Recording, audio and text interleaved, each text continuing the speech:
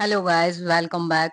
और आज की वीडियो एक रिक्वेस्टेड वीडियो है और इसमें हम बात करने वाले हैं फर्स्ट ईयर के वोकेशनल सब्जेक्ट वेब डिजाइनिंग के बारे में। तो चलिए, एग्जाम के पॉइंट ऑफ व्यू से कौन कौन से टॉपिक्स जो है वो मोस्ट इंपॉर्टेंट है, इसको फटाफट से हम डिस्कस कर लेते हैं। मीनवाइल, यदि आपने चैनल सब्सक्राइब नहीं किया है तो जल्दी से सब्सक्राइब बटन को प्रेस कर दीजिए, क्योंकि हम जब भी आपको प्रॉब्लम होगी तो उन टॉपिक्स पर या जिन सिलेबस की आपको इम्पोर्टेंट चाहिए होगी, हम बिल्कुल आपकी रिक्वेस्ट पर लाते रहेंगे।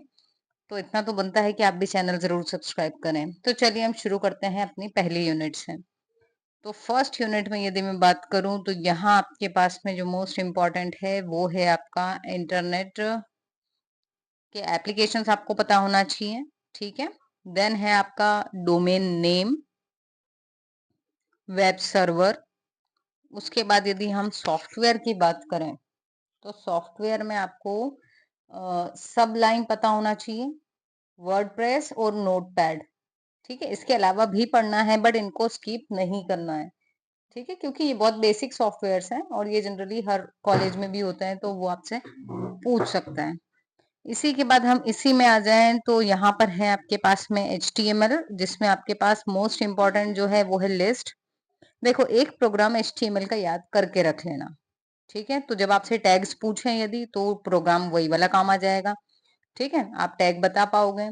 और यहाँ पर यदि हम बात करें तो लिस्ट बना लेना उस प्रोग्राम में, तो आप लिस्ट भी बता दोगे। ठीक है। उसके बाद यदि मैं और बात करूं तो ये जो बेसिक्स थी इतना तो आपको आना ही चाहिए पहली यूनिट में। हम आ जाते हैं अब सेकेंड यूनिट में। सेकेंड में आपके पास है CSS। ठीक है, तो CSS के बेनिफिट्स क्या होते हैं, फीचर्स क्या होते हैं, ये आपको पता होना चाहिए। ठीक है। उसके बाद यदि हम और आगे चलें इसी में, तो आपको ये जो कलर है, बैकग्राउंड इमेज, बैकग्राउंड पोजीशन, ये आपको आना चाहिए। उसके बाद हम आ जाते हैं फ़ॉन्ट में, है ना। तो टेक्स्ट फ़ॉन्ट्स में ये जो फ़ॉन्ट साइज, फ़ॉन्ट फैमिली, ये जो है ये आपको सब पता होना चाहिए। ठीक है। Next is our third unit. Third unit में जब हम आ गए तो यहाँ पर है आपके पास लिस्ट टेबल्स। तो यहाँ पर आपको CSS में जो टेबल विड्थ, हाइट, ये जो है ये पता होना चाहिए। ठीक है। और यदि हम बात करें तो मार्जिन, पैडिंग पता होना चाहिए।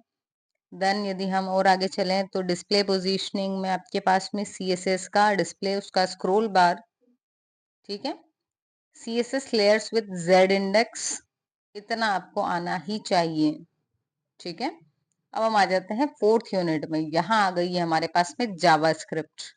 सो आई थिंक जिसने भी करण ने रिक्वेस्ट किया था तो वो इसीलिए किया है क्योंकि आपका जो सिलेबस है देखने में बहुत ज्यादा लेंदी दिख रहा है। ठीक है, और जब परफॉर्म भी करोगे तो बहुत सारी चीजें जो है, हालांकि टैग्स वगैरह तो छोटे ही हैं बट फिर भी थोड़ा लेंदी है।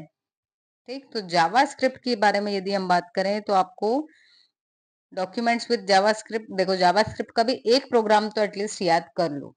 भले आप इंटरनल ही रखो, एक्सटर्नल फाइल मत बनाओ जेएस की, HTML में ही अंदर आपने बना लिया है। ठीक है। तो जावास्क्रिप्ट के इंजिन्स के बारे में आपको पता होना चाहिए, इसमें जो ऑपरेटर्स हैं वो। ठीक है। और यदि हम बात करें तो ये जो आपका कंडीशनल्स हैं इसमें, ठीक है, स्विच केस पता होना चाहिए, कंडीशनल लेडर मतलब आपका इफ एल्स, ये, और अरे, इतना तो करना ही है। अब हम आ जाते हैं अपनी फिफ्थ यूनिट पर। तो फिफ्थ यूनिट में आपके पास में आ गया जावास्क्रिप्ट के लूप्स। तो while do while for loop जो होता है ना, ये जनरली सेटर्स का फेवरेट क्वेश्चन होता है, तो इसको स्किप मत करो।